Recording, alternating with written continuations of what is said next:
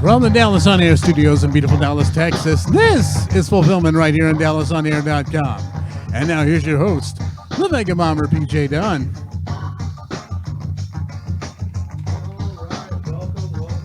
Welcome everybody to the next slot or installment of the Fulfillment Show, if I could just get my thoughts together this morning. This is season 3, episode 20. And as you know, with where we are at this time of year, you know we're going to talk some Halloween today. And with that, I also wanted to draw back to just a week or two back when we were talking about somebody's birthday here, and that was Kazak. And Kazak, somebody made a special announcement to you. So would you roll that clip? Sure thing. Here we go. Hey, Zach, happy birthday, man. I don't know where to start with you. I've been talking to Casey, and I got the full dossier. Dallas guy in the convention horror, comics, geek, trivia world. So undoubtedly we know some of the same people, including some who are currently guests of the Texas Department of Corrections. If you ever need legal assistance, by the way, do not use my personal counsel, Bobo Rodriguez, as he's most recently in the Bossier City Jail himself, serving 60 days for punching out a blackjack dealer in a riverboat casino. Anyway, I've heard about that life-size standee of Bruce Campbell in your living room, and I've also heard about Film Ment. Are you proud of yourself, Zach? That just rolls off the tongue. Nobody will ever forget that name. So, Zach, normally what I would do is talk about your birth year of 1976, and I am going to do that. But I can't imagine I'm going to be telling you anything you don't already know, given that you not only host trivia contests, but you design trivia contests, not to mention the Poetry Slam stuff, the Art Collective stuff. You're a goddamn Renaissance mutant, Zach. At any rate, here's my take on your drive-in astrological chart. In 1976, we were not yet into the slasher era, even though the Texas Chainsaw Massacre had come out 2 years before that. But we had some really fascinating horror flicks like Alice, Sweet Alice. All kinds of people got their start on that movie. The only 1976 movie I think we've ever shown on the show is Bloodsucking Freaks. So, whoa, yeah, interesting times. But the truly great movies that came out that year were Carrie, Stephen King by way of Brian De Palma, Burnt Offerings with Karen Black and Oliver Reed, God Told Me To, underrated Larry Cohen flick, the King Kong remake with Jessica Lange, The Omen, continuing the trend of Catholic horror all through the 70s, and The Town That Dreaded Sundown, which was Charles Pierce's follow-up after he scored with The Legend of Boggy Creek, Charles Pierce of Texarkana. So it was really a great year for horror, that, you know, because it had that many movies that had lasting value, but there was also some truly weird stuff, like The Clown Murderers, Canexploitation, they call that. They're really proud of it in Canada, and it has John Candy in a very early role. In 1976 also saw The Witch Who Came from the Sea, and Death Weekend, and Tobe Hooper's follow-up to Texas Chainsaw, which had about 7 different names, but most people know it as Eaten Alive, plus Drive-In Massacre, plus Massacre at Central High, and who could forget Sasquatch, The Legend of Bigfoot. So solid horror year. So what does that mean for you, Zach? That means you're weird. I mean, you are so weird you actually laugh at Lloyd Kaufman's jokes. I know that, and I approve of that. And because I approve of that, I hereby command you to party like a jungle animal on your birthday. That's part of the drive-in oath. That's mandatory. There are no exceptions. And I command you to involve Casey in all your revels, since she's apparently a co-conspirator in all the mayhem that you create. So remember, Zach, the drive-in will never die, and neither will you if you make the appropriate deal with Satan. But check with Casey first to make sure she's okay with that. And have a great one, man. So yeah, that was my birthday present, man. Man, that is awesome. Well, I hope you felt super celebrated over your birthday, sir. I did. That was fantastic, man. All right. Well, Well, those of you who are watching on board, hey, welcome to Fulfillment. Once again, this is the show that we talk about films. We talk about the directors. We talk about their mamas and their children and the baby mamas and stuff on the side that they might have done and the directors they might have worked with and writers they might have worked with if it wasn't for this director over here. If you like all of that kind of stuff, then we're going to break that stuff down and talk about films. And so let me introduce some of the folks that I have with me today so you can know who we are dealing with and who you are dealing with and who you're listening to. So to my right, special guest is Horror Mike. Hey, Horror Mike, how are you? I'm doing great. I'm glad to be back on again to talk some horror. Now we're in my wheelhouse. Yes, that's right.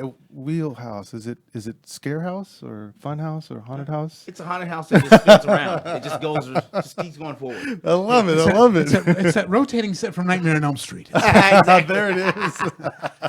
And also the big voice from behind the camera that sometimes is in front of the camera. That would be the birthday boy himself, Kazak. Greetings and salutations, campers. Welcome to DallasOnAir.com. All right, so let's go ahead and jump into the very first segment today. So if you've never watched the show before, what we like to jump into is what we have just seen. So we call it the Just Seen It. And these are films, as you might guess, we have just seen. And so this gives you a hint of who we are in a sense, because you get to see what we're watching and then what we're not watching. And so I'm going to go ahead and kick this off real quick. The film that I've seen recently, gentlemen, is the film Blood Brothers, which is a Netflix documentary about Malcolm X and Muhammad Ali.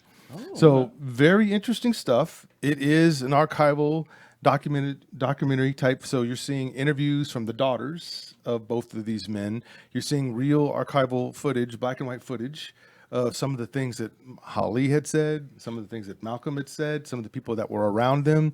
You've got some extinguished professors who are speaking on this. Dr. Cornel West is in this, talking about this relationship. And so what's interesting is these are two black men in the 60s during civil rights, and they were both on a trajectory.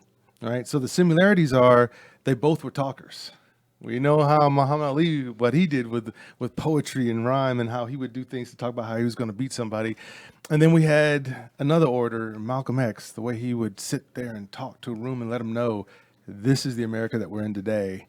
Whereas Martin Luther King Jr. was saying, here's where America needs to go. Right?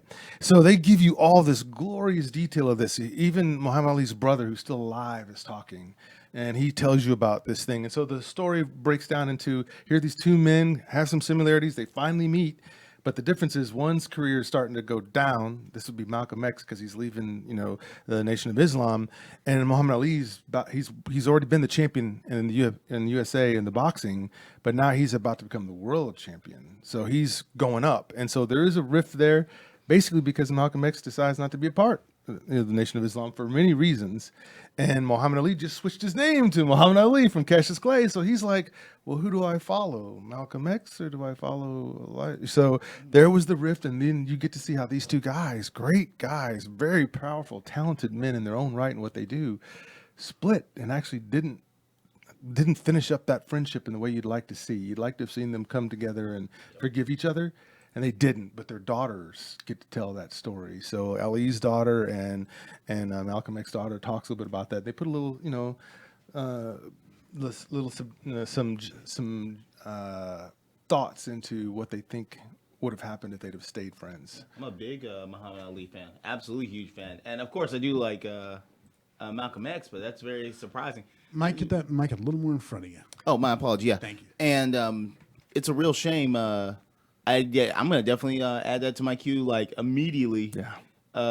It's a kind of an issue with Netflix. They release so much that just there's no way anything gets any promotion. I completely whiffed that, and that's definitely should have been recommended to me. Man, that sounds exciting. I can't wait to see that. Yeah, I think why you'd we're love here. it. Right?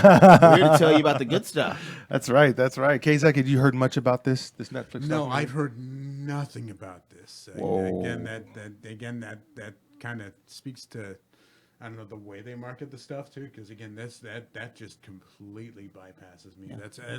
But I mean, it's an interesting concept in the fact that you are seeing these two great figures of the late '60s coming together. You've got different philosophies, I think, too, probably. the approach to religion. Was Malcolm breaking away from Elijah at this time? Yes. Oh yeah. Okay, so you've got Ali kind of coming in and kind of following. So you've got that huge divide. That's a really interesting story, and especially coming through the voices of the daughters, since the man can't really speak for themselves. Yeah. Yeah. No, I'm excited. That sounds great. Yeah. I'm definitely looking forward to that. Isn't it crazy? Because one man gets killed in '65 in the Audubon Ballroom. That would be Malcolm X. Another man gets killed in the public arena for not going to Vietnam and wanting to fight for Vietnam. Yeah. So it's very interesting in that way. So yeah. So how about you, Mike? What have you seen here lately? All right. Thanks to HBO Max, I got to see Robert Villeneuve, Dune, the 2021 Dune movie, D-U-N-E. This is a movie I regret Elmer Fudd there. I regret not seeing in the biggest screen possible. This movie, I'm gonna call it a film. Okay. Okay. Is why theater exists. This is why we go to cinema. Like, this thing has great acting, special effects that cannot be done like just on a television budget. Like, this thing, it's incredible. It's everything short of incredible. I think this is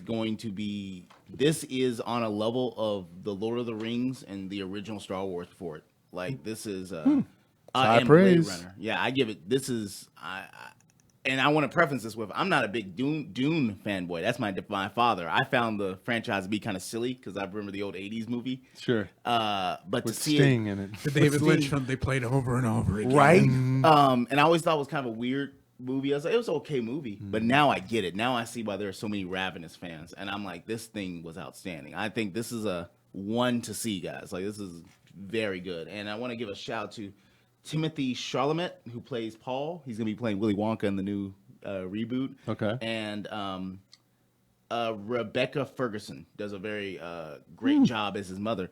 But I will say, a reason I want to give it to Timothy, I haven't had kind of hero vibes like this, kind of classical hero story since, like, honestly, Frodo.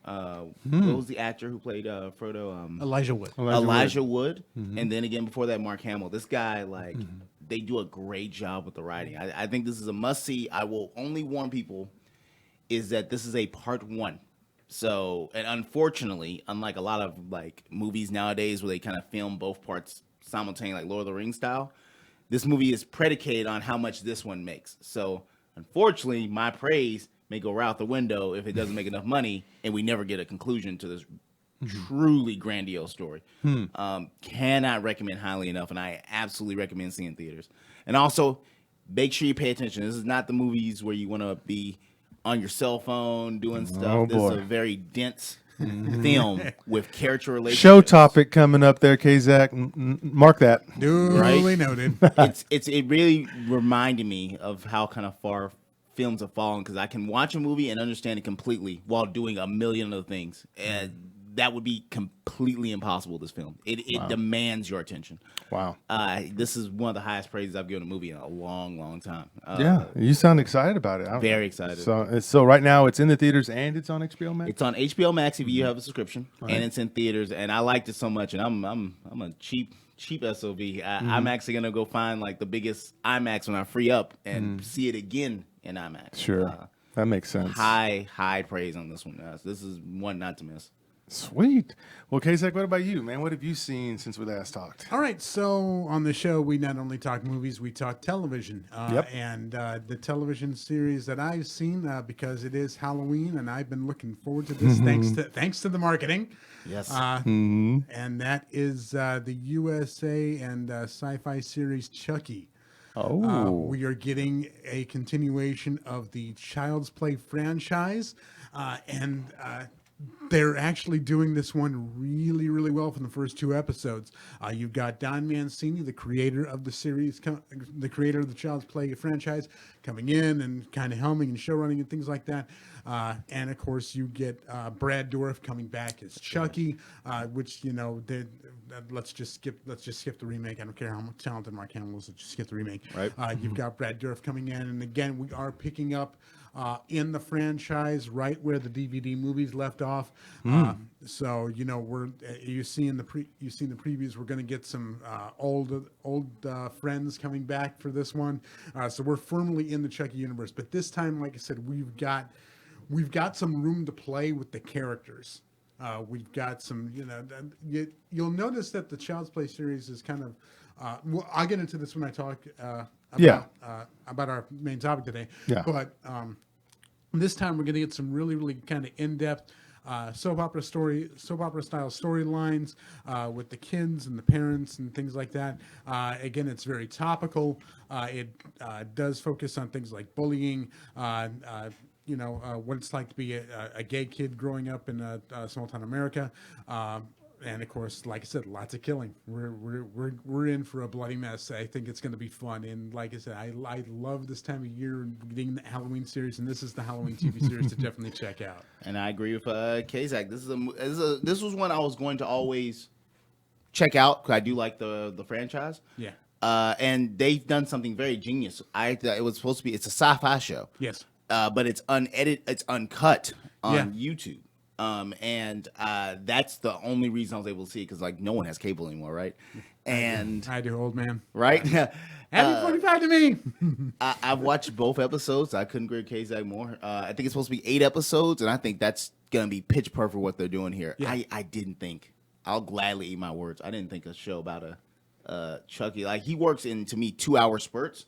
Mm-hmm. They have given me the evidence to show this can work for a small form. What I'm gonna be curious about is I can see maybe where they're going with this first season. Mm-hmm. I don't know how you make 2. I'm looking at, can there be a Chucky season 4? You know what I mean? Yeah. I don't know how you keep that going, but I think for this first season, we're in for a treat. Yeah, I'm looking forward. I don't think it overstays its welcome, and the way that they're doing the way that they're working the doll, the way they're working the franchise, it's a practical doll. Yep. And they've actually done very well with it. Like I said, on a TV budget, you get a little nervous. They've done it well. Yeah, I'm glad. I didn't think it was going to be this good. They've knocked it out of the park. Yeah. Wow. Well, it sounds right. Sounds like that's what we need to be focusing on. So let's get into the topic du jour, ladies and gentlemen. So we are going to talk about, there's that wiki. We are going to talk about our favorite horror franchises, and we're going to look at it from the perspective of what's great about it, what we love about the franchise, maybe some missteps in the franchise, and then from there, probably where it could possibly go, or we don't think it should go anywhere. Mm-hmm. So let's start with our guest. Let's start with Horror Mike. And so, Mike, just give us one. We're going to go all the way around the room and do that 3 times. Yep. And so, just give us one of your favorite franchises, and then tell us the good, the bad, and the ugly. Perfect. I'll be working my way to my favorite. Yep. Perfect. So, my number 3, Friday the 13th. Oh, not the original horror slasher. I think that's Mike, our old friend Myers, but. Jason Voorhees has always been a personal favorite. And this is a franchise I absolutely love. And I think it's unique to me. And I think there's a handful of horror franchises like this. We mentioned Child's Play. We mentioned Nightmare on Elm Street. That's the one that's like this, where you're almost kind of rooting for the bad guy. Where he's not a hero at all, but it's an anti-villain. You're watching it from the antagonist's point of view almost. You're almost like, yeah, get those kids. Yeah, staying on your Camp Crystal Lake. Absolutely, I love it. He's just this force of nature, and to me, it's scarier that you can't trick him. You can trick him, but you can't negotiate with him. He's just coming through. If he's coming after you, 99% of the time you're dead. For me, the highlight of that series was Friday the 13th, Part 7. Now, I am a little bit biased. It came out in the year I was born, 88. Mm-hmm. But it's Jason Voorhees versus a girl who has psychic abilities. Lar Park Lincoln. Thank you. Mm-hmm. And the director said he wanted to kind of present it. What if Carrie fought the Terminator? And it's a girl with psychic abilities versus an unstoppable force. Mm-hmm. It is so entertaining and so fun. It's a good movie. The problem I had with the Friday the 13th franchise is, as much as I enjoy them, there's no story, really. They're all very similar or just crap stories. Mm-hmm. And while I would love to see more, we know we're going to get. That's the problem I have with the franchise. I want to see a Friday the 13th, another reboot.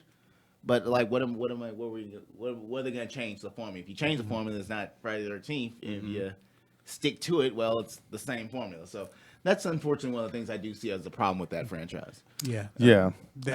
And you got to admit, when you have a franchise that's been around for as long as Friday the 13th has, you've got some really, really good installations like Friday the 13th, part 4 and 5. Yep.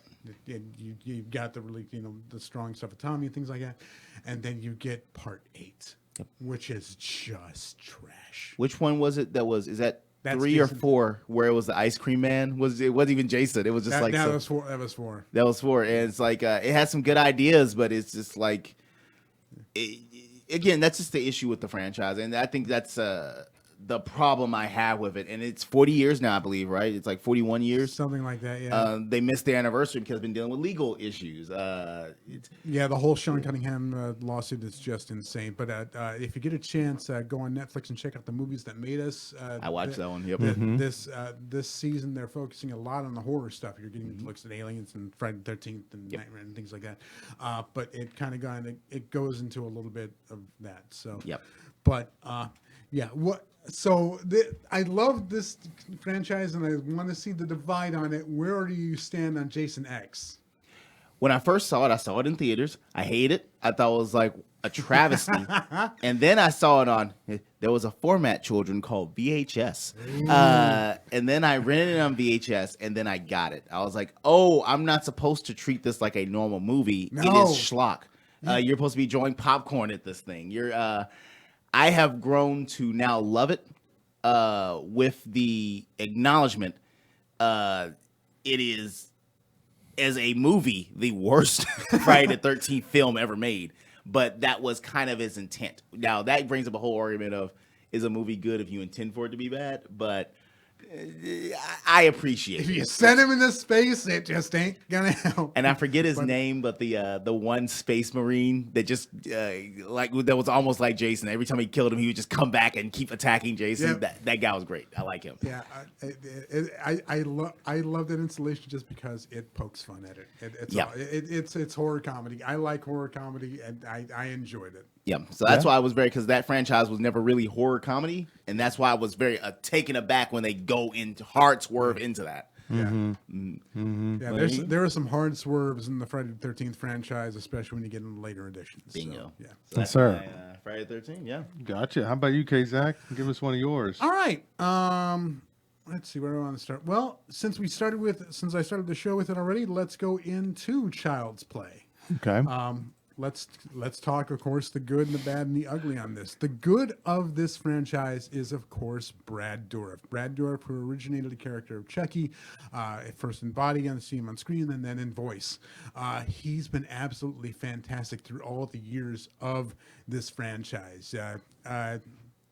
You have the franchise has always kind of appreciated its own limits in the fact that you have a killer doll. And you have to get very, very creative with some of those kills, because it's hard to kind of buy it after a point. But by the same token, this is a series that under its creator Don Mancini has really driven into the curve of age and has embraced what it is, because you get some kind of stronger installations at the beginning, then you get some kind of weaker stuff in the middle, Child's Play 3, Child's Play 4. Then it fully embraces the camp, and you bring in Jennifer Tilly with Bride of Chucky, it was really, really fun in the franchise. And you get the kind of weak ass Seed Chucky, which not just filled with jokes, and that's kind of the benefit, is that when it embraced the campiness, it really kind of went for the joke, and it just went too far. Yep. But I think it kind of brought back to form with the recent DVD movies, and of course with the television series. It's really coming back into its own. It's a franchise that's been around for a long time, since like 1986, 1987, but it's been able to evolve with itself, and it's still enjoyable to watch. You have, of course, like I said, some very, very great one-liners. You've got some creative kills. It's dumb popcorn fun. It's one you can totally suspend disbelief on, but absolutely enjoy the horror and the horror comedy in. So, I still go for Child's Play. because it's still fun. It's still fun, and that's the issue, man. Yeah. And I will say just a quick ad because you mentioned the direct to video ones. Yeah. I thought the franchise was kind of dead with Seed, and I gave just I had to look it up just now. Curse of Chucky. With the girl it's about a girl in a wheelchair gets the Chucky doll. Yeah, Curse of Chucky, Cult of Chucky, and that girl is Fiona Dorff, Brad's daughter, and she is phenomenal. That movie, I was shocked how good. It's just a good movie. It's on suspense. There's a girl in a wheelchair, and now this killer trying to get that's in a doll. I was like, holy crap, this franchise has legs. Pun not intended, because he's a little doll with legs. But yeah, talk about a friend, and I think it's one of the few that's had one continuous story, right? I think it's one of the few. It's been one long story since what was the first year it came out? I think 86, 87? Yeah, since 86, 87. It has been one story of Charles Lee Ray trying to get a body back. Yeah, good franchise. That's a good pick, KZ. Well, I threw in on this one too as well, and I wanted to do a mixture of things because I think for those of you who are watching, you're like, why aren't you talking about Nightmare on Elm Street or blah, blah, blah? And it's like, well, I like to grab the stuff that not everybody's talking about because you probably already know a lot about it. But I wouldn't be a good horror fan if I didn't talk about The Grudge or Ju-on. So to me, what's great about this is the fact that you've got these Japanese horror that has such a slow pace that there's no hurry. There's not extra music to do jump scares when you're looking at this, right?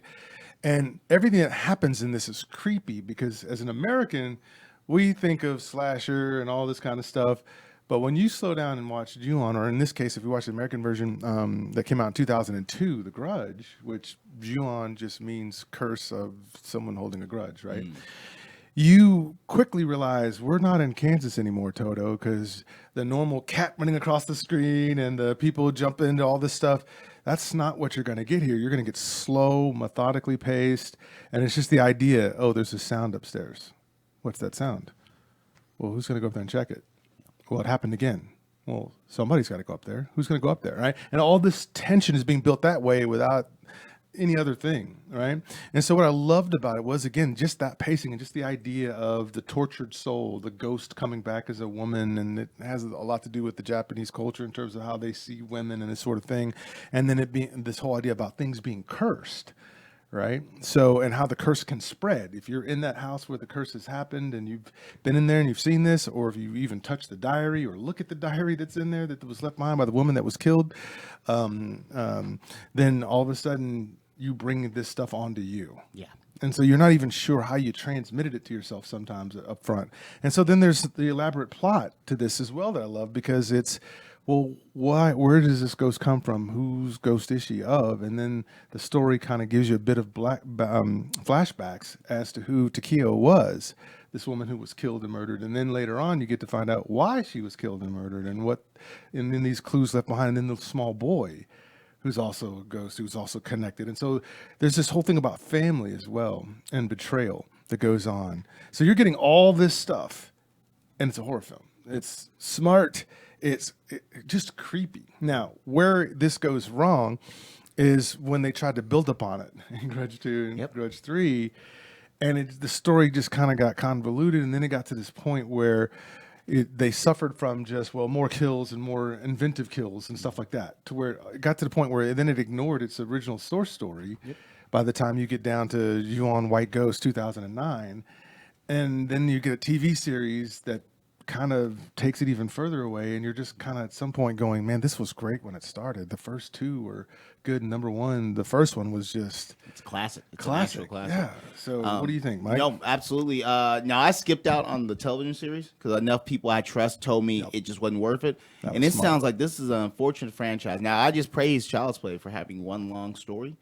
But it's different in multiple stories. This has been one long story that it feels like it's getting weighted down constantly by mythos and mythology, and they keep adding to it. And I mean, see, so we'll go over this. One of my big things with horror movies, I need people to make common sense decisions. Like, it is a movie. There's gonna be some movie decisions.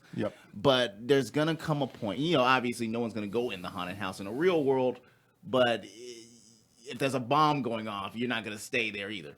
So I need people to make common sense decisions. There comes a point in the Grudge movies where people are just, factually, it's a 100% kill rate. There's no reason for his house to even be standing anymore, let alone people to keep going into it. And past the first film, I felt it was getting harder to keep making that leap of logic, and I think that really hurt it for me also. Yeah, and that transition of moving it from being there in Japan and then moving it all the way to Chicago in a housing project in Chicago, almost like Candyman, right? But having it come here and then take that, then kills the aesthetics that you set up so well.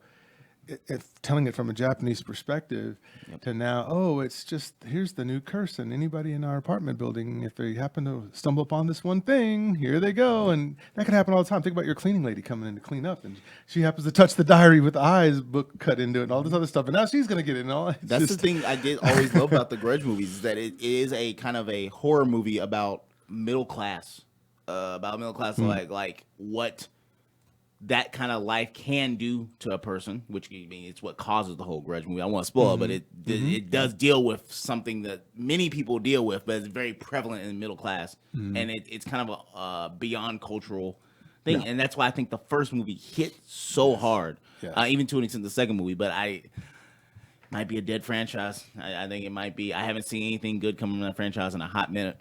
Yeah, and it's so sad because it came out the gate so hot. That first one was so hot. When they showed the first death, you're just kind of like, I didn't expect that to happen. The guy just walks over to you see him in a trance, he just walks over to the edge on the balcony. Next thing you know, he just flips over and dies. And you're going, whoa, I did not see that coming. Where did that, and then the rest of that movie, it has your attention, and you're just you're enthralled. You can't blink. 100%. That's another one of those classics, man.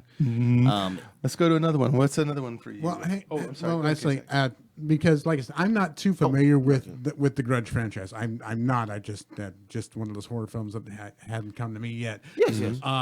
Was this a successful transition from its country of origin to the American version? Because we got, like I said, we've got both. Oh, my apology. Okay. In my opinion, I guess they all are technically our opinion. No, in the regards of that one. The one that was its contemporary, because it came out around the same time, was The Ring. I believe that one was a bit more. I think we might be discussing that a little bit later, but I think that one was a bit more a better translation. I always felt, and I think I would love to talk to probably people who are more aware of like the marketing and stuff around that time. The Ring American remake was more accepted than the original, whereas The Grudge was more accepted than the remake. I hope I think I worded that correctly. From me seeing both of these movies in theaters, or the American remakes in theaters, and then seeing the films, that was what I always kind of got from the horror fan base in regards to those movies. American horror fan base in regards to those movies. But I would love to talk to somebody who's probably more cognizant or probably had numbers or something, right? Like a scientist man or something like that. Sure. No, I thought it translated pretty well. When I saw it, so Ju-on is the original, was 2000, and then The Grudge is the American remake, which came out 2 years later. So what I like about that is that they had some time to say, well, what will cross over to American audiences? Because some of it won't. Some of it, people will go, well, why is that scary? I don't get it. So it's just a girl with long hair in her face. Why is that scary, right? And so they had to do a couple of things by the time they had Sarah Michelle Gellar play the lead role, and then of course you have Sam Raimi's brother in it. I forgot Ted Raimi. Yes, Ted I Raimi. forget about that. Yeah, right? And Pullman. Yeah. So they had to pull in some names of people who could act, but not to the point where people would think, oh, I'm watching an American remake of it, right? So I think their performances were just flat enough to where it didn't underserve or make it seem too much like it was an American movie, especially since I keep saying her name wrong today. Sarah Michelle Gellar was big with Buffy and the Vampire Slayer. Yeah, that was, if I remember, that was her claim to fame at that time. Yeah. And now you're putting her in a movie that has some horror themes in it. So it could have went really wrong. Yep. But the fact that they let it sit. And Kazak, one of the things that's very interesting about these is that it's not a soundtrack or a soundstage that's scaring you. Yeah. It's the fact that they take their deliberate time to get to some of the stuff. I do. It sounds like you may not have seen it. I do recommend these, like the Grudge for America, and The Ring in America, which is the same name. Or no, it's Ringu in Japan. Yeah. These are solid movies. I mean, this is just the early 2000s were like the next kind of big blow up for horror movies. So I always felt The Grudge kind of was like a solid movie clouded out by just a glut of really good movies. So I do recommend it if you haven't seen it. It's good. Yeah, it's just one of those that just kind of keeps on escaping me, you know? Yeah, we all have those. Yep. I understand I'm that. with you on Yes, that. sir. All right, Mike, go ahead. What's another good All one right. for you? Next one for me is the Scream franchise. Okay. By Wes Craven. Scream, I had to check notes. 1996. And I actually have seen, this is one of those ones I do have a little bit of fondness. I've seen all of these in theaters that have been made available at theaters. And the uniqueness of this franchise that I just find absolutely incredible is that they are commentaries on the horror. I mean, that's what it's most famous for, is the rules. If you want to survive, you got to follow the rules. I'll be right back. I'll be right back. You never say you're going to be right back. It's famous for commentating, but I want to say these things are very well-written mysteries. They are slasher films, by definition what a slasher film is, but they're whodunits. These aren't Scooby-Doo. It isn't some rando guy you've never seen at this point. They give you the suspects, they give you the clues, and you could solve it with the characters. And it's been focused on Neve Campbell since the beginning. And this I am pleasant. It usually goes under most people's radar because he isn't mystical. He isn't standing. He has that just iconic mask, the ghost face mask. But these are really well written, just murder mysteries. And the one thing I want to say is a high point was Scream 4. By this point, I'm like, I mean, come on, like, what more can you do, right? But when you see the movie, and the trailer didn't look very good at all, but that's on me because they didn't want to give away everything in the trailer. I was like, I always complained about this, and when a movie does it, I was knocking it. So Scream 4 comes out, great murder mystery, and this, unlike a lot of horror movies, had something to say about society. It actually is a great commentary on society and social networking and all those kind of things. It's a really, really good movie. So when I heard there's a Scream 5 coming out, had a weak trailer, I'm like, all right, I'm excited because I now know they have these weaker trailers, so they don't want to give anything away. I think the films in the franchise are great. If you like murder mysteries, the weakest point for me is the TV series. I watched the first season of it. So we mentioned Child's Play earlier. Child's Play, I think, is going to succeed because it's going to be an 8-episode series. It's going to get in, it's going to get out. Yep. Problem with the Scream series is it was like 15 or something episodes, and it just kept on going. And I'm like, can we solve the case now? I mean, this is getting a bit ridiculous. And the TV series, so unfortunately, this is one of the few horror franchises where I think they had a stellar record on the screen, but on the smaller screen, it just didn't work for me. But War for People, I think that show went on for like 2 or 3 seasons. And I'm just like, man, I can't keep solving the same case of a Ghostface murderer multiple years in a row. So that's gonna be the weakest point to me. But I'm excited for where they're gonna go with this friend. Like I'm legitimately excited for Scream 5. But Wes Craven, great director. I mean, that first one is an actual classic. Yeah, it's a great satire and it's a great setup. You do really get the joy of the murder mystery and things like that. You also get some really great characters in there: Neve Campbell, David Arquette, Courtney Cox, and it's funny. It's genuinely funny. And like I said, when you see that first Scream movie, and you see Drew Barrymore in that first conflict with the Ghostface killer, you never see it coming because you see her like prominently. And you think, okay, this is the final girl. This is your star and things like that. And she's wiped out in 10 minutes. Sorry, spoiler alert if you haven't seen it, but you know, at this point we're far beyond. Over 20 years, I think that's the limitations, right? Yeah.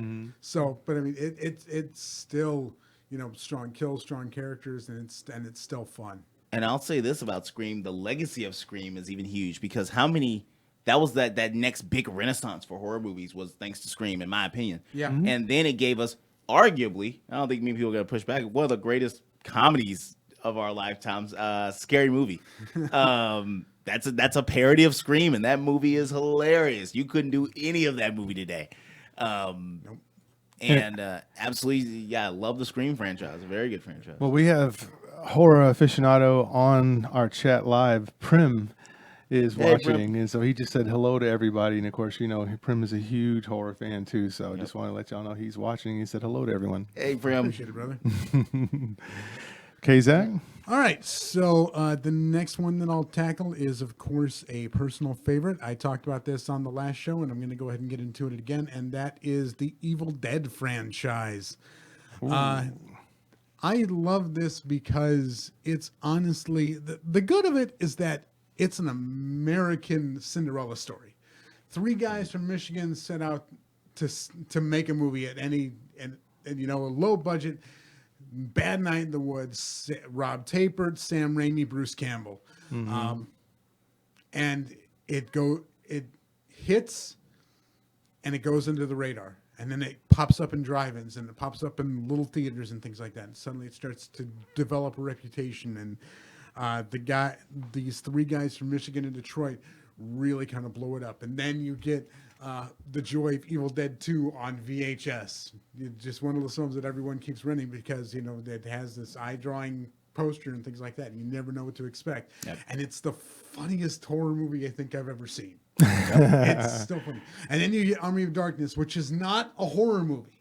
Yep. It's not a horror movie. It's a Ray Harryhausen style medieval adventure. Okay.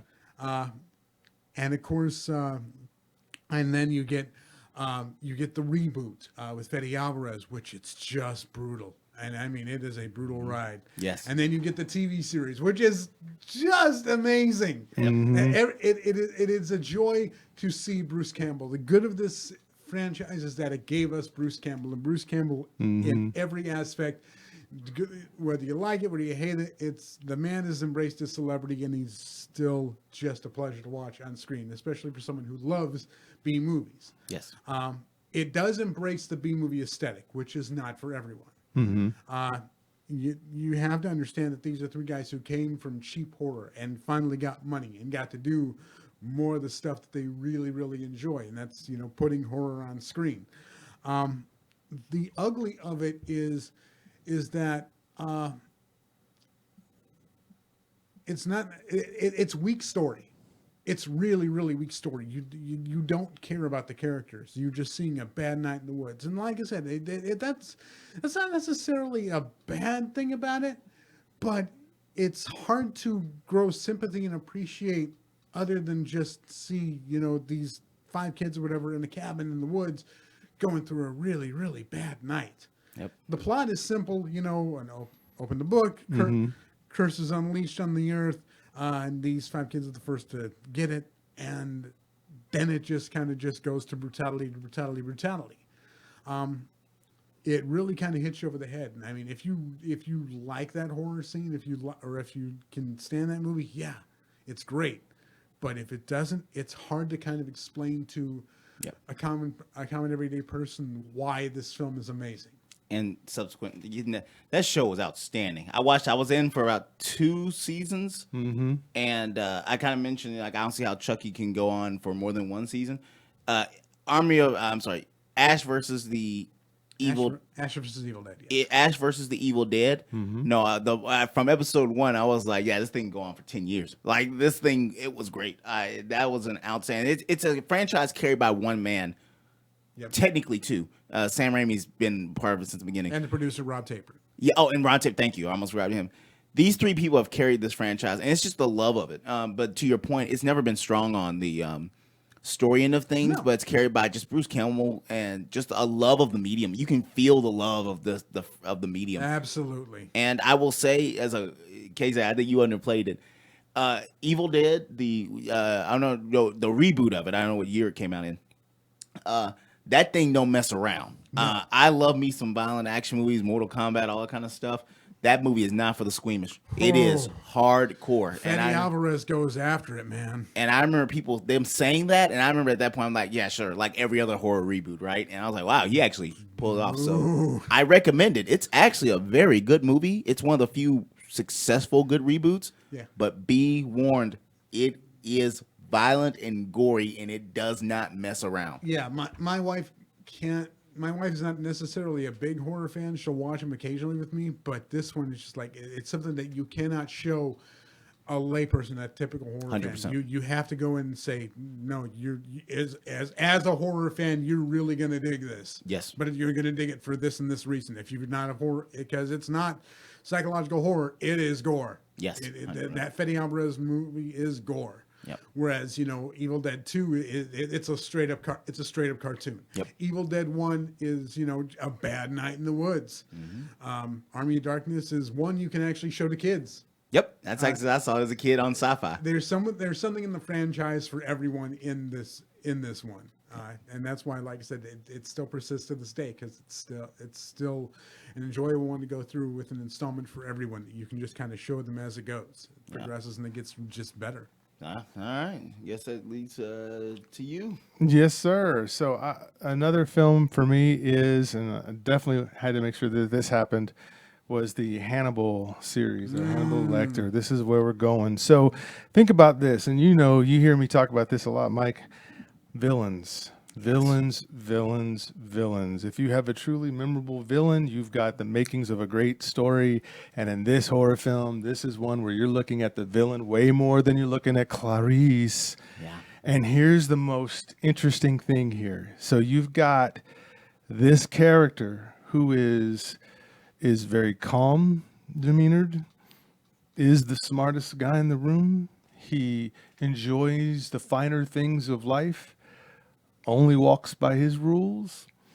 He might eat some people. He might kill some people. He might do that, but it's not out of necessity, like someone who needs to have a cigarette or someone who needs to have some vodka to calm their nerves. It's because this guy says, I'm already flexible morally, so to me, life is to be lived to the fullest.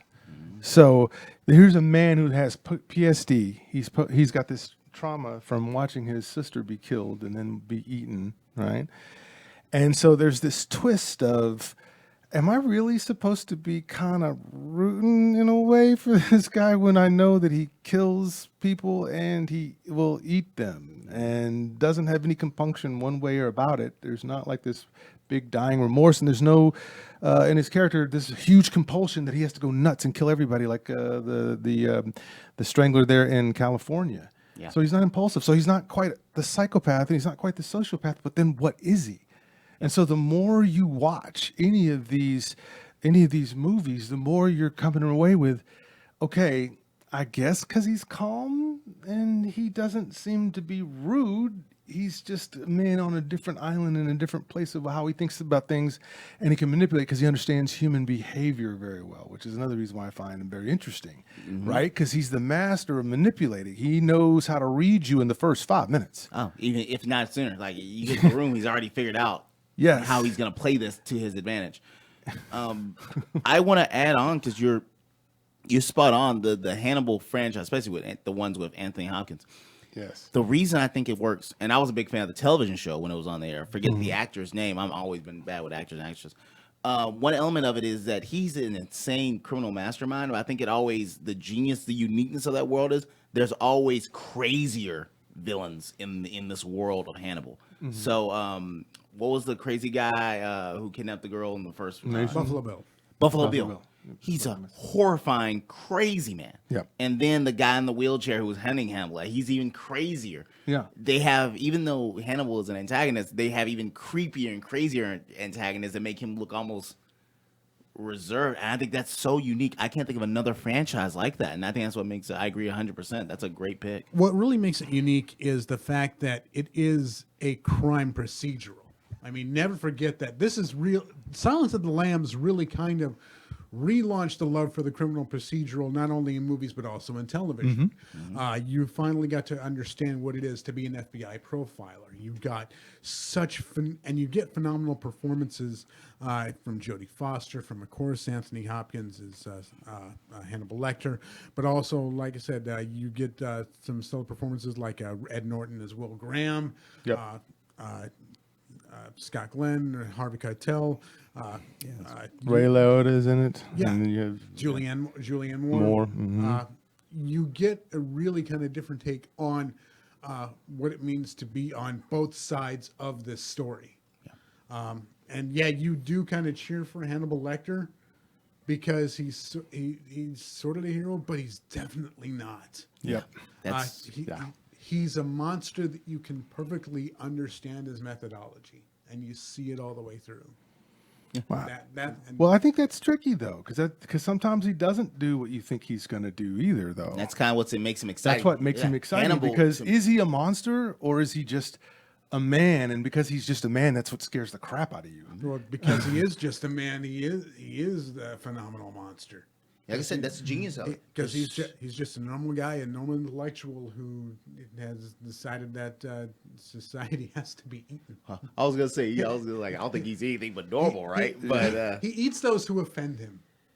Well, I guess it depends on the version, because the Red Dragon, he was just almost on a tear, because that's supposed in Red Dragon supposed to be his early years or something. Red Dragon is Hannibal Lecter is caught and helping Will Graham capture the killer. Okay, I mixed them up then. My apologies. In the movies, yes, but the book Red Dragon came out way before. I see. So they did flip. Okay, Red Dragon and Manhunter, same story. Gotcha. So overall, that's kind of what I enjoyed about that franchise. It just shows you in a normal world with just kind of these insane criminals in it, and you almost they're so insane that you almost need another insane criminal to capture. That's so compelling. There's really, it's gonna sound weird. I think the only franchise like that is hear me out, Godzilla, because this Godzilla is a kind of horrifying being. But you need him to face off against these other horrifying, like Ghidorah and all these. Yeah, you do, but that's the catchy point, because see, Godzilla is a bona fide monster. Yeah, Hannibal Lecter, you could argue, no, this is just a guy that is. Of course, right. Yeah, so that's the weird tension about it, because when we say monsters, and you look at the serial killers, which he's based off of. So Tom Harris, who was the original author who created these stories, he accidentally started to really think that there was this Mexican serial killer that he was hearing about when he was a reporter before he became an author and writing books, right? And sometimes what happens is things that people do, they mythologize and they make it into something that they'll put into their movies as if that's something that happens. Like, for example, guys in hood movies holding a gun like this instead of like that.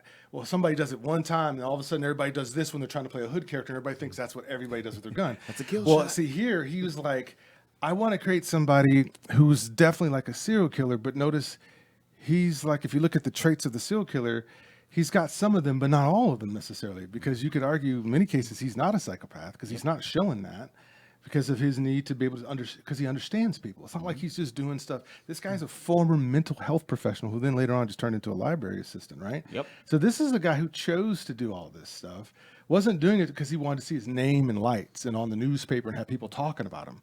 That's not the reason why he did any of this stuff. Yep. It was just the fact that he just said, this person's being rude, and I don't like rudeness because I'm and always calm. Yep. And the next thing you know, it's a vicious precision attack, but it's over quick. Yep. And he's not walking around bloodthirsty, ready to kill everybody he can see. So that's scary when this is a dude that's super smart, who is also a mental health technician who understands the brain and how people think, and literally could just toy with you, and like he does with the one guy where he makes the guy eat his own tongue. The guy he doesn't have to put his hands on you. Yep. To be that smart and that aware of people's behaviors and how you can turn their behaviors and their fears against them, and stay in control yourself, and no one do that back to you. Gee. Yes. Finally, you get a monster who is the smartest guy in the room, because for years we were inundated with the slasher. We were inundated with the killer who just had no mind. Yeah. And then you finally get a killer with a mind. You get it from the mind of a guy, a crime writer who writes horror. Yep. That's why I think really great. That's why I think it's so. That's what I said. That's the uniqueness of it. Like I said, the only one, and it's not a 1-1, obviously, was Godzilla. And like I said, that's not even close to being 1-1. That's how unique. That's why I think it stood the test of time for so long. You have a award-winning show with the character. You have 3 hit movies. Yeah. But yeah. But see, the thing is that you see Godzilla, though, and you see Godzilla coming. Agree. Oh, no, of course. This guy is rich educated. He blends in. Can speak to you. He's charming as hell. He doesn't look like a monster. He doesn't act like a monster. He doesn't sound like a monster until you catch something on screen and you go, how on earth did he go there? Bingo, He seems so calm. He seems so cultured. Because we never expect a guy like that to have a side like that. And then you have to argue, is that a side or is this a part of a personality from his his PTSD that he suffered as a kid that maybe never got healed, which we could argue didn't get healed. But the fact that he has so much control over it, right? As I said, I think he's a compelling. He's one of the great American. I think he's American literary characters. Yeah. Well, he's one of the great. He's recently been voted the #1 villain. He's beaten Darth Vader in the polls of opinion of who's the #1 villain all time. He's surpassed Darth Vader. He's now. top 3 for me, but I don't know if he tops Darth Vader. Yeah, I agree. I agree. He's with top that. 3 easy. Ooh, that's a good one. That's a good. All right. Okay. How about you? Let's get your last one. All right, my And, number one, and your I know #1. Give my it to absolute me. #1 franchise, Yep. Alien. The Alien franchise started in 1979. Talk that mess. Oh man, y'all know I love me some Alien. Boy, I love me some Aliens. Number one reason this franchise, two reasons why this franchise is a hit. One of the most unique, most original creature killers. Period. The xenomorph. Yep. Incredible design by H.R. Geiger. Haunting, just creepy, scary. The original movie, one of the most suspenseful films you ever see.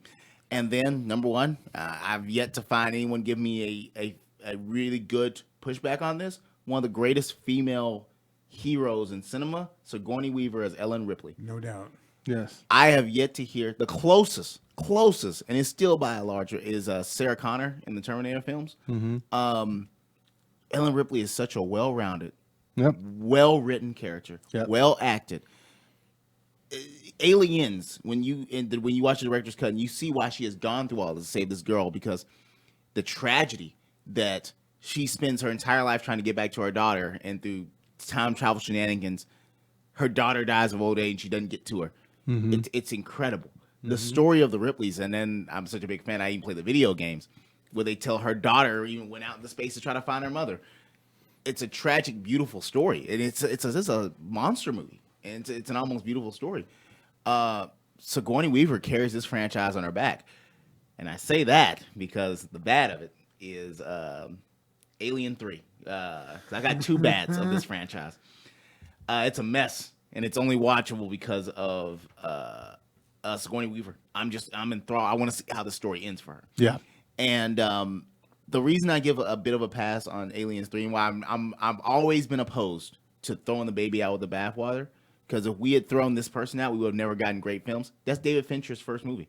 If we had just said, what a crap director, we would have never got all the great movies from David Fincher. Last part of the franchise I just thought was a mess was Prometheus. They brought back John Ridley. And remember what I said, how my number one thing is I hate when people don't make common sense decisions. This is a movie about scientists, the smartest people in existence, going to an alien planet to do things, and then proceed to make the worst decisions I've ever seen fictional characters make, ever. I'm not the most famous one that everyone knows is the animal behaviorist. There's like a snake creature hissing at him, and he's like, "Oh, I guess I'm gonna go ahead and touch it." Oh my gosh, what? Horrible movie. I know it's a beautiful movie, but it's horribly written, and to me, that's the lowest point. I am looking for. There is going to be a TV show, and it looks like there's a new trend of horror shows based on horror properties, and I am coming in with the same question I had for Scream, that I had for Chucky, that I had for even Hannibal to an extent. How do you keep this long form? How do you take something that we've been taking in 2 to 3 hour chunks and extend it to a season? Like 1, 2, 3 seasons. So I'm gonna be there day one for it's Aliens, but Sure. You're missing 2 elements. How do you keep? Eventually, you get desensitized to just the alien creature. That's why you got to get in and get out. You're missing that, and you're missing Sigourney Weaver. Even the video game, one of the best video games, brought her back in a voice role. They understand she's a very core component, and I've never seen anyone match her. And I'm talking just Honestly, in fair. films, That's fair. there aren't many female characters that hold a candle to Sigourney Weaver in Aliens. It's true. Boy, she's a treasure. Yeah. But there you go. That's my alien rant this week, right? We'll take it. How about you, Zach? All right. So, like I said, I did save probably what some would consider the best for last. I gotta talk Nightmare on Elm Street. Beautiful. How do you not choose this franchise? You have one of the greatest movie monsters on screen of all time in Robert Englund playing Freddy Krueger. He's completely unsympathetic, and he is overjoyed to be doing what he's doing. You really you're given a horror franchise that has almost literally no limits, because he's completely all powerful. Some of the visuals, are just so out there and so bizarre and weird, but it's so amazing to see. The kills are fun. The kills are absolutely just fun. The drawback that I have with Nightmare on Elm Street is that about 8 times out of 10, if you're not Robert Englund, you're not a great actor in these movies. Yep. It's just not strong acting, and that. And again, you have kind of people who hit one note again and again and again, and that's just poor writing. Like Kelly Jo Minter in Nightmare 4 and Nightmare 5. You have Heather Langenkamp, who was not necessarily a strong actress. She's nice, she's a great Nancy, but not a great actress. Johnny Depp, falling asleep, just it's not strong acting, but it looks great on screen. 100%. Again, they don't necessarily make always the strongest directorial choices, especially when you have 3 or 4 different voices in the room. But the premise is wonderfully strong, and the character is still great, discovering the evil dimensions of how he came to be. The son of 100 maniacs, the ghost of Anna Kruger, things like that. All of it in the mythology kind of sums up into one continuously weird franchise that just keeps on getting weirder with every installation. It's not one that needed to be remade. Good God, as marvelous a performance Jackie Earle Haley is, you don't need this to be remade. It really is what it is.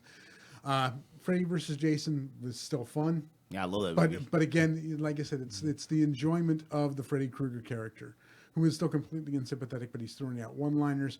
The strength of the franchise, again, does rely on Robert Englund. I know that there's a reboot on the way. I know we're going to get more Freddy Krueger.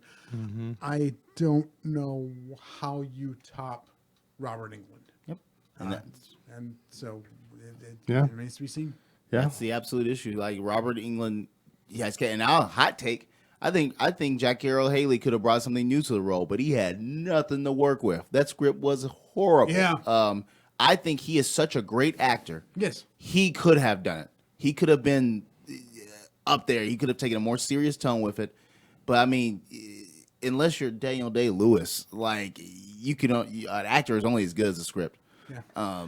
So yeah, I'm in full agreement on that one. Yeah, and I mean, you get him in small doses, like in Nightmare 1, but then when you get him like full blown in Nightmare 5, the Dream Child, it's just it becomes, you can get too much of a good thing, and that's a lot of, I think that's a lot of the weakness of the Nightmare on Elm Street, is that there's so many ways he can kill you, that sometimes it's just overwhelming, and sometimes sometimes it really, really works on screen. Sometimes it just doesn't.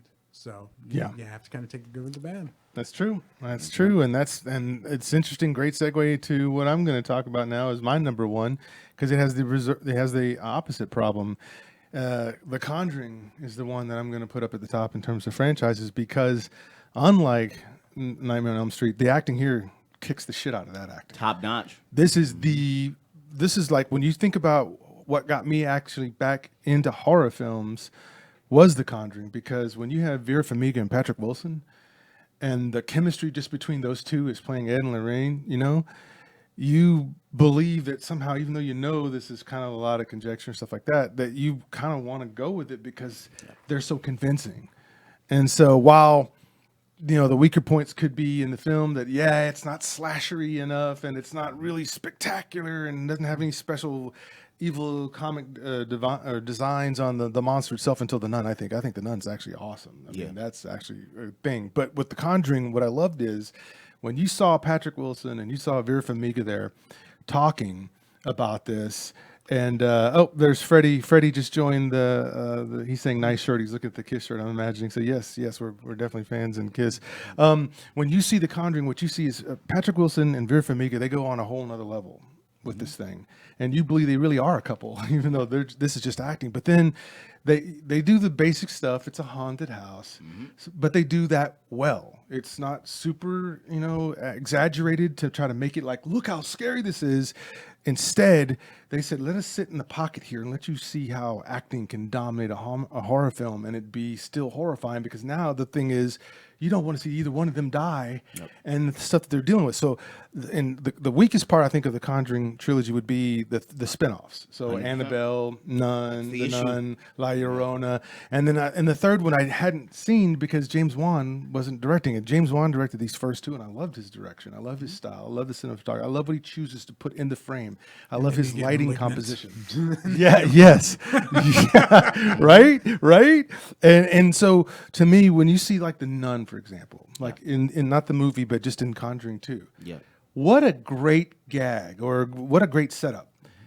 Vera Farmiga's walking and she stops. She's like, and she looks back and it's a painting of the nun. Yeah.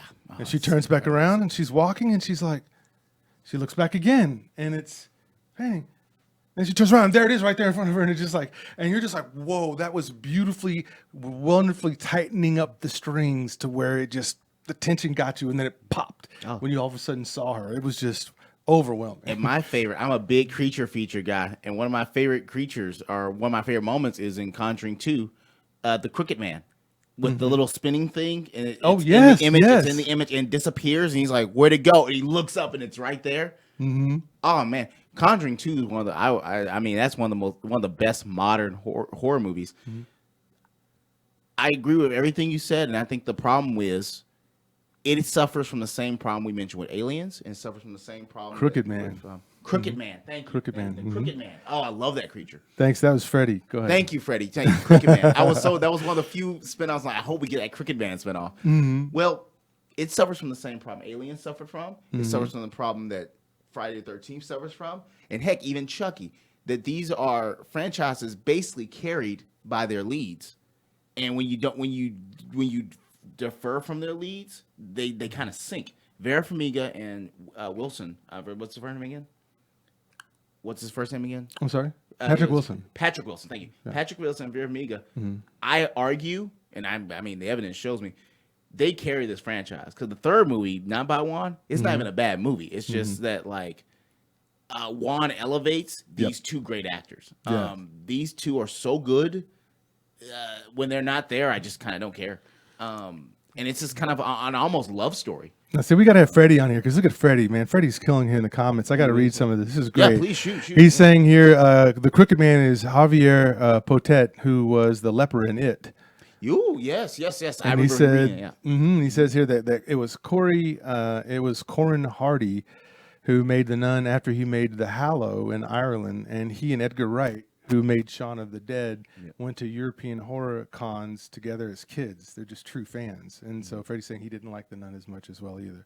Yeah. The further you get away from the Warrens, the weaker it gets. And I do recommend the third movie. It's solid. The only thing I want to warn you of, you'll see it, the trailers present it like it's going to be more of a court case, which I was like, oh, that's going to be real interesting. Like, how do you show the evidence in this very famous case? And it's like 5 minutes. Yeah, but it's good because of those two, and I think the absolute issue, I couldn't agree more. Like, and Vera Farmiga, my God, like that woman is such a great actress. Like, I almost argue, I know she's very popular, but I'm like, I don't think she gets enough credit. Like, I think she should be even bigger than she is. Yeah. Everything. I don't think I've seen a bad movie with her in it. Yeah. Like, she's a great actress. And she knows the thing. Go ahead. And that's the thing that I think gets missed in a lot of modern day horror, because it's made so much on the cheap, is that you forget the craft of acting. Yes. I mean, the thing, when you take a look at some of you know, some of the great classics like The Haunting or, you know, even some of the Universal Monster movies and things like that. You get really good at its solid core acting. I mean, don't get me wrong. I love the B film with the terrible acting and the kind Sure. of do-it-yourself scripts. That's my wheelhouse. That's my franchise. That's Yes, my we jam. know. All right. But by the same token, you have to appreciate conviction in a horror film. Absolutely. Because that's what's going to draw you in. It's Yes. that, you know, you can tell when someone's just looking and acting shocked, and then you can tell when someone's really kind of giving you a believable performance. Yeah. Yeah. No, you're exactly right.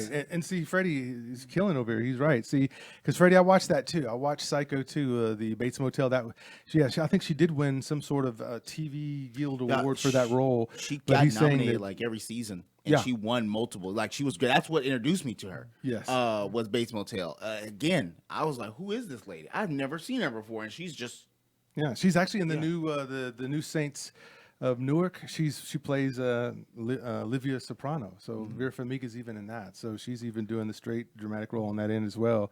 Yeah, Freddie also mentioned here that he said you can get too many producers who want the horror money, but don't put together the right team to make it happen. And I hot would take. agree. I think Conjuring 1 and 2 are important to horror cinema, and I hate them for that because they were so good.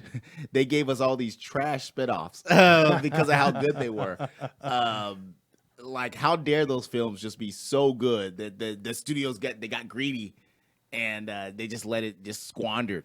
Yeah, It's like just a great Sinister is thing. another one of these that I think the first one Has a was great great because you have first- Ethan Hawke. You have a great Yes. actor, and him playing the role of that's the guy who's sitting there watching this film, seeing horrible things happen, and, great and movie. you feel his dread watching horrible stuff on film that he needs to turn off. And we know Bagul is going to come out and everything like that. Now the second one was horrible, Sinister 2, that most people didn't even see it, so they canceled the third one. But Sinister was on that same role, was starting to go the same direction that The Conjuring was going in, that you have strong lead actors really showing you dread, really showing you grief, really showing you compulsion. And you feel it. Really showing yeah. you obsession over whatever it is that they get obsessed about when they learn about some horrible thing that went on in that house or a murder or something like that. Now, what was the other one? Insidious has a great first movie, and it just starts working its way down. Like 1 is good, 2 is not as good but solid, and it just keeps going. So what I'm hearing is Hollywood should stop making bad movies. 'Cause I hate falling in love with things and then Hollywood ruin it. There you go, just ruining everything I like because it's good. Man, there's just so many franchises. It's like they start great. I mean, you don't become a franchise on a week plot. Look at Saw. You start strong and you just work your way down because Hollywood just keeps milking it dry. Yeah. Man, No, that's good. Yeah, and that takes us back to James Wan. You know, he started out making this little low budget horror film, and you know, suddenly he's directing some of the most interesting horror in Hollywood right now. I won't say it's the greatest, but I will say it's some of the most interesting stuff. man, Juan is becoming like Steven Spielberg. That man is just making franchises like it's going out of business. Yeah. Like he made the Aquaman franchise blow up, Insidious. I think he produced Sinister. You got the Conjuring movies. I mean, yeah, it's crazy. His franchise record. I wish you could stick with something and keep it alive, but Yeah. I got to give him credit. He's making some great films. He's making some great Hollywood films. That's a very good distinction. okay. I agree with that. I can Yeah, agree with that. it's not great cinema, but it is great Hollywood business. I agree. Yeah. He's the guy who keeps on bringing you back to a theater. Yeah, you know what? I agree. I understand distinction because I would say Dune is great cinema. Yeah. Aquaman, while I genuinely like the movie, it's just a good movie. It's just like, oh, did everything right. Good job. Good job. You did it correct. Here's a gold star. Well, what about you guys sitting at home as you all are watching? And definitely Freddie here. Thanks a lot, Freddie, for everything you've added in. We're going to definitely have you on the show. And almost not forgotten, if you will, how many friends I actually have that actually are into the horror and actually into talking movies. So I Right. definitely need to get that taken care of.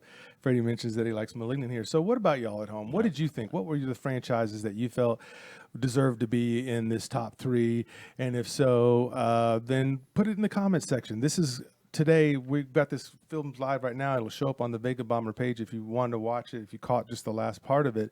And then it'll be on YouTube on Monday. The premiere will be at 10 o'clock if you want to check it then. But until then, Mike, who do you want to give shout outs to? Just wanted to give a shout out to my mom and dad, Jesus, and my employer, Keith's Comics. And just hoping everybody's doing great out there. Please be safe and go and enjoy some more movies. Yeah, enjoy some more movies, especially horror movies in October. Right. How about you, K-Zach? Who you shouting out to? Let's see. Well, like I said, I do need to go ahead and shout out my wife, Casey, who got me that wonderful cameo that you saw at the top of the show from Joe Bob Briggs.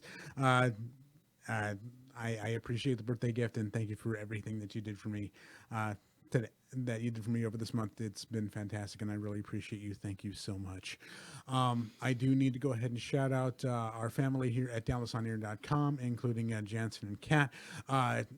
Donate to Heroes United. We really need to give kids a wonderful Christmas here. Very Spidey Christmas is coming up. So do donate to Heroes United and help us give a very Spidey Christmas to some kids across Dallas, Fort Worth who really, really need it this time of year. It's a charity. Our benevolent heroes dress up like Spider-Man and Spider-Girl and go out into the community and give out toys. So please find Heroes United online and go check them out. Finally, I do need to shout out our Dallas On Air family, guys like Cole Houston and Eddie Medina. Cole Houston, who unfortunately we weren't able to bring you Isle of Toys in October. We're going to go ahead and I'm sure make up that episode here in the next couple of weeks. But do check out Isle of Toys. I do also check out the Rancor Pit Live, our Star Wars talk show here on DallasOnAir.com. Check out Fan and Wife. Check out Figments and Explain Mysteries podcast with Eddie and Colleen Medina. Check out our other shows. If you like sports, check out Best for Business. If you like talk shows, check out Say Something. Stay tuned. We've got another show coming up here around 12:30. We've got good stuff for you coming up right here in DallasOnAir.com. So please like us, love us, tune us in, and enjoy what we have to offer you, man. Absolutely. And real quickly, I'm going to give my shots as well. But Freddie, I just want to tell you, you want to go back to the very beginning of this because we had Joe Bob on earlier giving a special message to our very own K-Zach. So I know you came on a little later, but go ahead and watch the beginning of this and you'll see Joe Bob was actually on here. And Freddie's letting us know that Joe Bob will be here in town in November. So you probably already know that, K-Zach. Yes. That's the kind of dude you are. So I want to give my shout outs again to my good buddy Freddie, who I haven't talked to in a while. I used to chat him up back in the day. We used to talk movies, used to talk music. We used to talk it all back in the day. And so good to see you on, Freddie. Love that you're here. I also want to give a shout out to Brandy and Barry, Sean Presley, Lauren Wiedauer, Tristan Fraser, Harry Thomas, Troy Ross, Daniel Meza, Mad Mel, and of course Stephanie Crane, Scott Laney, Sandra, and the Film Samurai himself. So with all of that, we're going to tell you that's it. We'll see you the next time. The next time we go, it's every second and fourth Sunday that we go live. So that will be November 14th, and then the week of Thanksgiving, the 28th. Yeah. So the 14th and the 28th will be ready to go. So if there's something you want to hear and something you want to hear us talk about, drop that in the comments as well. We don't mind making a segment about that and talking about that. But until then, and from the rest of the Fulfillment crew, we're out. Peace.